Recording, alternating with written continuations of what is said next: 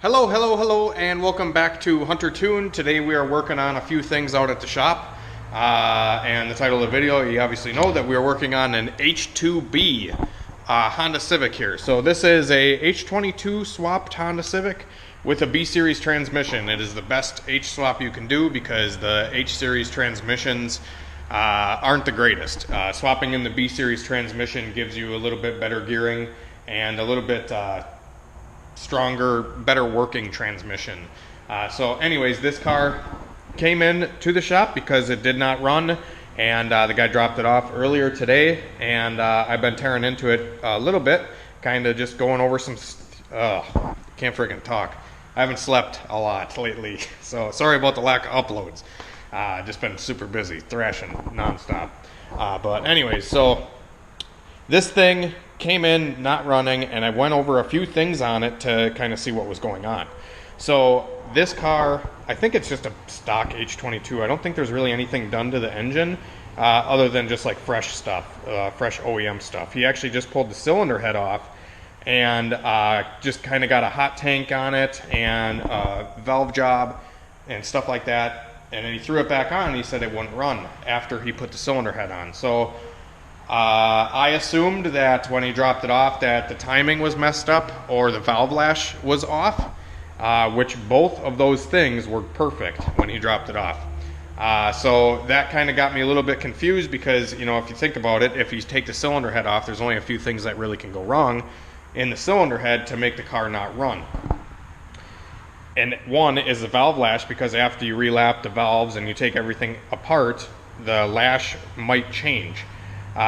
So that was one thing, and then the other thing is taking the cams in and out. Obviously will take the timing belt and you'll have to reset the timing. So if they didn't do that correctly, that would also be another indicator of why the car wasn't running. So neither of those things were the issue, so I proceeded to just kind of crank it over and see what was going on with it.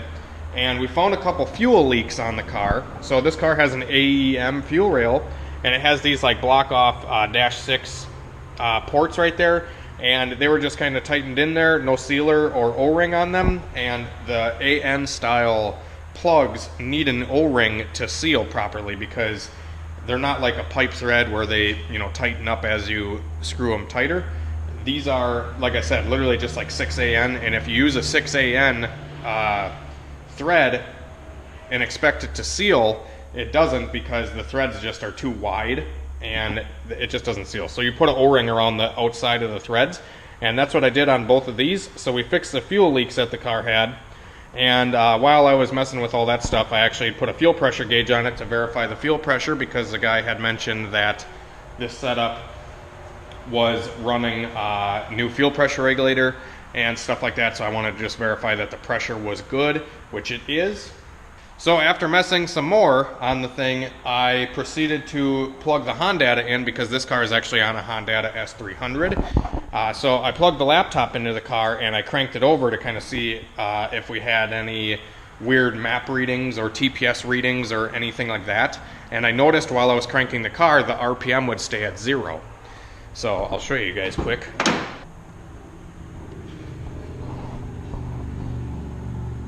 So as you guys can see on the display for the Hondata, there's an RPM, map sensor, coolant temp, all that kind of stuff on display here.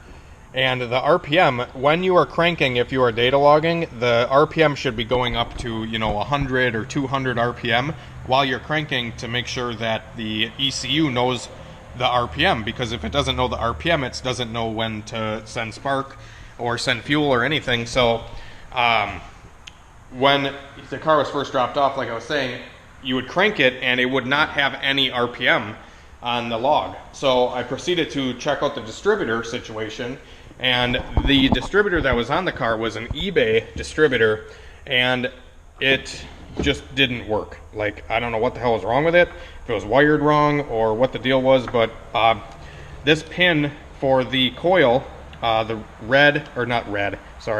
the green and yellow wire here, I think this is like a power to the igniter or the coil or something like that, and this wire kept pulling out of the harness. So I proceeded to try to fix the plug to see if this distributor would work, and even after fixing this loose wire, it still just wasn't showing any RPM.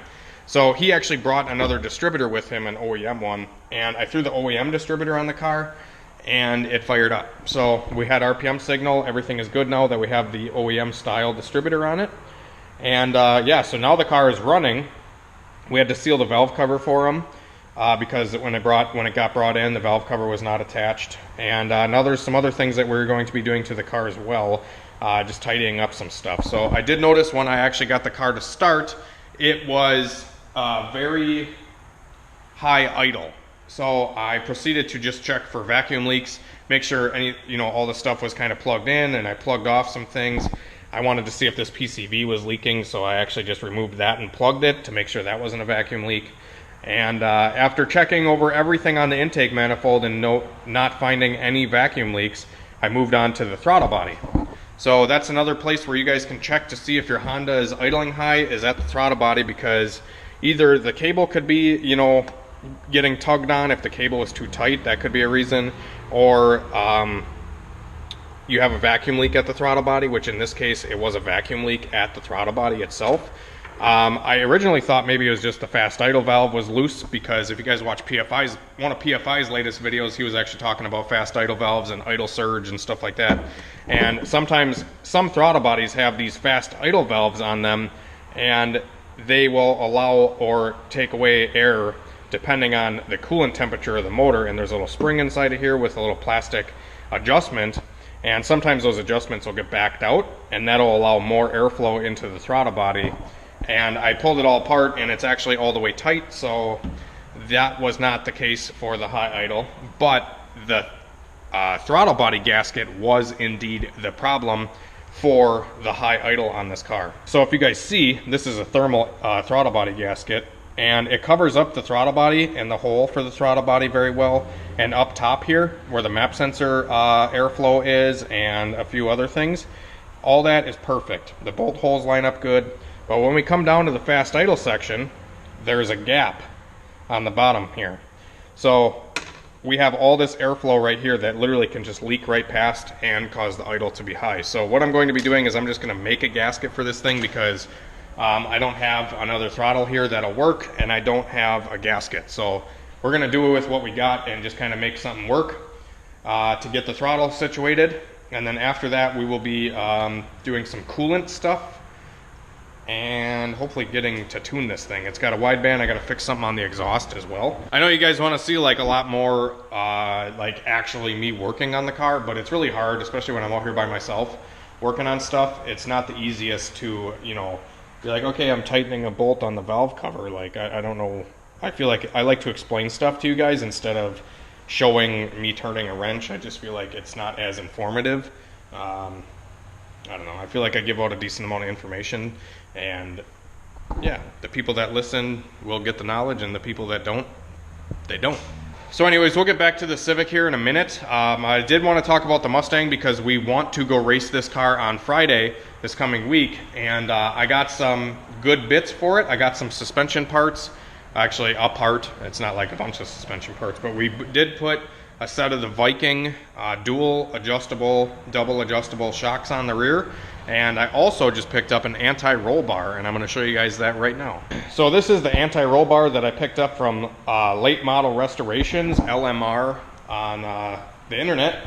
And I honestly picked up this anti-roll bar because they sell a lot of Mustang stuff, and I figured why not. It was $250 for this thing, and it welds onto the frame and then welds onto the rear end, and then it has adjustable heim joints to adjust the tension on the rear end. And what the anti-roll bar is going to do is going to prevent the car from doing one of these maneuvers where it squats real hard down onto the passenger rear tire. And if you guys watch like a high horsepower drag car, a lot of the times they will twist on the line, and they will cause the front driver's side or front left tire to come up higher than the front right, and the whole car will kind of just tweak and twist out of the hole. And that's the goal of the anti-roll bar, is it actually keeps the car straight and planted out of the hole. So if it wheelies, it's going to pull both wheels up instead of just one. And overall stability obviously is going to be a huge thing with this as well. So I know with the old 78, 75 on the Mustang, whenever I would plant or try to plant a lot of horsepower to the track, it would get super upset and it would squat to that one side, and then the suspension would just get upset and it would just suck. My 60-foot would not improve without the anti-roll bar, and I think the 60-foot will improve with the anti-roll bar and with the new shocks. Like I said, I apologize about not posting a lot of videos lately, guys. This is one of the things that really kind of is tough for me, because when I have so much stuff to do, I don't know what to film, or I'll just start working on a bunch of stuff and then just forget to grab the camera. And I did that today, actually, when I started working on this car, and that was just one of those things that, you know, it just happens, I guess. It's really hard to do all this stuff and film and edit and freaking deal with the website and everything like that. So I appreciate all you guys that are still viewing the channel and still sticking by the old HunterTuned. Alright, so we did get the H22 up and running, and just like that, it's back apart. So I had to actually pull the timing belt off of this thing, because I finally got it running good and idling good, and noticed that the belt was literally smoking. The timing belt was smoking. So that's definitely not good. So I dug right into it and I checked out what was going on. So the timing belt tensioner on this thing is a manual tensioner from 1320. I know a couple companies make these. These are like the manual belt tensioners for the H series. And pretty much what this does is it just puts leverage on the tensioner, and then you know, it keeps the tension on there instead of the manual or the hydraulic factory tensioner. I usually do this on B series stuff just with a pry bar, and then I tighten down the bolt for the tensioner, and that holds the tension on my B series stuff. But this is, you know, kind of same concept. This has a balance shaft delete and all that stuff, so wanted to run the manual tensioner, which is a good idea, but not when the pulley, the tensioner pulley, is like, I don't know if it's not the right one for this motor or if it's just a bad manufactured part, but this pulley does not sit flat on the block. And I don't know if you guys can tell, but there's like some wearing going on the metal itself, and you can see where it's all scratched up. And then over here is like brand new yet, and where it's all scratched up, if you put this down on the block, it doesn't actually sit flat on the block. So this thing was tightened down crooked, and when it was tightened down crooked, this was rubbing into the belt, and the belt was, you know, kind of cockeyed on the tensioner, so that's what was causing the belt to rub and cause it to smoke. So we're gonna have to wait on a tensioner for this thing and get the right parts, because this is not the right part, or it's just a cheap eBay kit. The timing belt's a cheap eBay one, so it'd probably be best to just buy a good component kit instead of running the eBay stuff. I usually never run eBay timing belts or eBay like anything tensioner wise on the timing belt, because I'd rather use reused OEM stuff before I put eBay timing belt and stuff on my cars. That's at least just what my opinion is. Some people may have luck with them, but I don't trust it. That's one thing I won't usually skimp on, is like timing belt and like tensioner and stuff like that. Just because they're just not as good.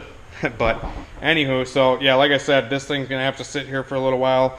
I'm actually gonna get the Mustang jacked up. I probably could have showed you pulling some of this stuff off, but I did not. But I'm gonna jack the Mustang up quick and check out where this anti-roll is going to sit, and go from there, see how that thing's gonna fit inside the frame, and maybe I'll put it in real quick. It shouldn't really take long to put it in, but I'm gonna see kind of how it's gonna fit quick.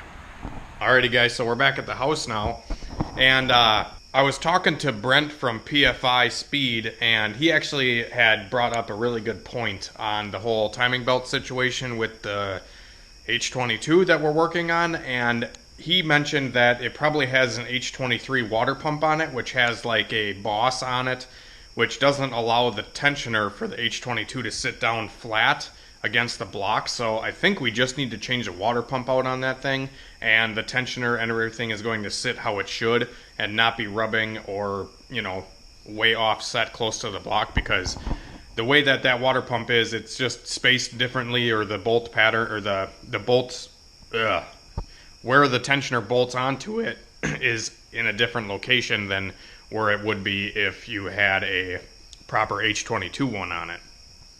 At least that's what I've learned from what Brent said. So we're going to try a different water pump on that thing as soon as it comes in the mail, or if I can get one at AutoZone or O'Reilly's, we're going to try that. But anyways, I figured I'd give you guys another quick update on the CRV.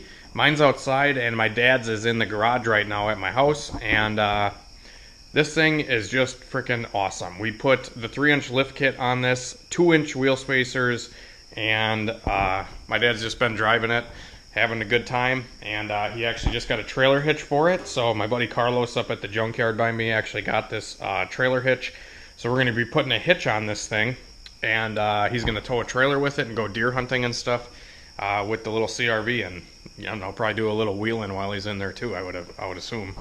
And before I let you guys go, I did want to show you another quick little project that I am working on. In the last couple of videos, I kind of, mentioned that I picked up this Honda Metropolitan scooter. I picked this thing up for like $250, and I got it posted for $750. So I'm hoping to make some money selling that thing. And we got that, we tuned it up, got it running good, and now I'm just going to try to resell it, make some money.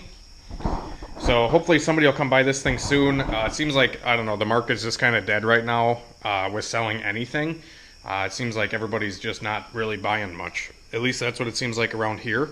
But I do have a lot of interest on this moped for sale, but nobody's actually come with cash to look at it. Everybody's just like, oh, you take $450, bro? You take $500, bro? And I'm like, no, bro. It's the cheapest Metropolitan on Facebook. I'm like, nah.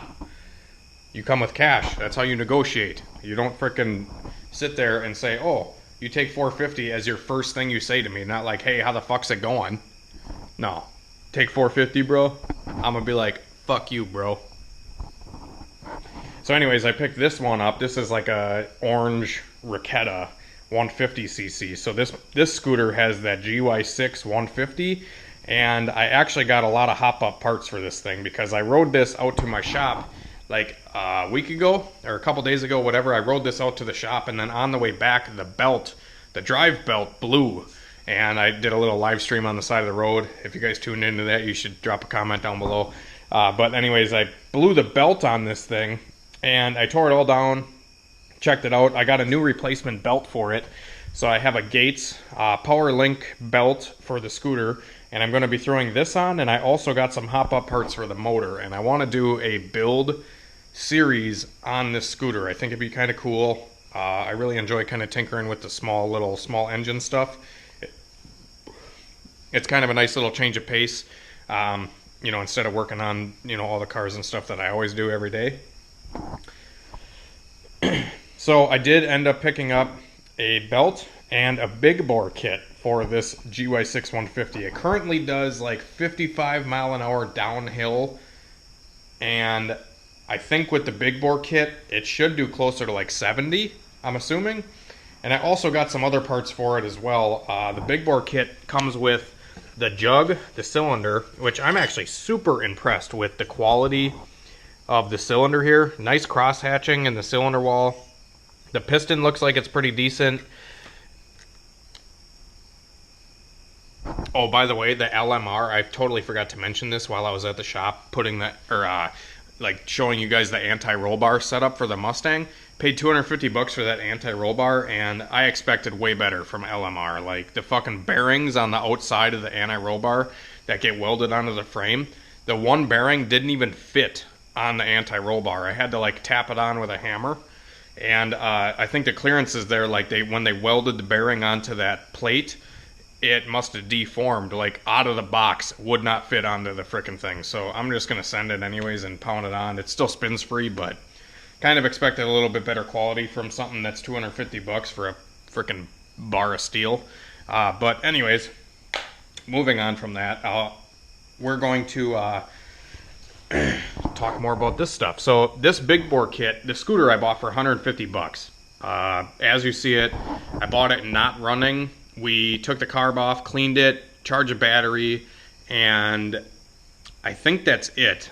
And it started running. We got it fixed. I fixed an exhaust leak that it had. The cylinder head on this engine, where the exhaust bolts are completely stripped out. They're gone. They're wasted, totally screwed. So the exhaust, where the exhaust bolts onto the head, those two bolts are just fucked. Straight dicked. So I just said, screw it, I want to put more horsepower to this thing and maybe turbo it one day. But we're going to start with the big bore kit and see how much difference it makes. I actually want to do a video when I do the big bore kit. I want to do a speed test and like acceleration test with it as is, and then do the big bore kit with no other change and see what that does. And then I have like tuning components for the big bore kit itself. So I got a set of main jets here. This is a 10 piece. Yeah, so there's 10 main jets in here, all different size main jets, so I can tune this thing. And then I also have a set of pilot jets coming. They didn't come in the mail yet, but I do have main jets, pilot jets for the carburetor. I have an exhaust coming for it, and I have the A9 camshaft for the GY6. So this big bore kit was like 90 bucks shipped to my door, and it came with the jug, the piston, the rings, the wrist pin, the circlips, the cylinder head, a whole extra gasket set, head gasket, base gasket, camshaft, a whole bunch of stuff. Like, super good deal. That's kind of why I wanted to build one of these scooters, because they're super cheap to build and kind of fun to you know, work on. They're super simple to take apart, and probably be a fun learning experience for somebody that's not really experienced with wrenching on stuff. So anyways, this is a hopped up camshaft compared to the one that's in here. So we'll have a better cam, better cylinder head. This cylinder head has bigger valves, and I think it's maybe a little bit bigger porting and stuff too. I'm not 100% sure on that, but like, for frickin' $100 shipped to my damn door, you get a whole cylinder head and everything. The only thing I don't have is a frickin' spark plug, but like I said, there's the piston. This bores it out to 61 millimeter, which turns it into a 172 or something like that cc. And then I also got these roller weights here. These are rollers that go in the drive clutch. So these will actually make the motor spool up faster or lug it down a little harder for more top end. And you can play with these roller weights inside the front clutch there, the drive clutch that goes on the engine. And that will, you know, you can tune the power band of the scooter with these little roller weights. And then I also got some clutch springs for the back. I went ham on eBay the other day, and I'm like, I'm just gonna build this fucking scooter. So the other day I just ordered a bunch of these little hop up parts for the scooter, and I think it's gonna be a little fun little project. So if you guys want to see it, definitely drop a comment and a like down below. Or if you guys have scooters and you guys have built them up, let me know what your guys' experiences were down in the comments, or whatever you want. Like I said, it's been really hard for me to get back to everybody lately, and frickin' messages and emails and stuff like that is literally a full-time job. Lately, my website has been a full-time job, not on top of sitting on my phone all day responding to messages and emails. And then working on my cars, the customer cars, and like little side projects, helping my dad out. I've just been swamped lately, guys, so bear with me. I'm sure it'll slow down soon enough, and especially with winter coming up, I'll have a lot more time to, like, you know, communicate with you guys and whatnot. But anyways, thanks for watching the video, guys. Hopefully you enjoyed, and we will see you later. Have a great night and a better tomorrow.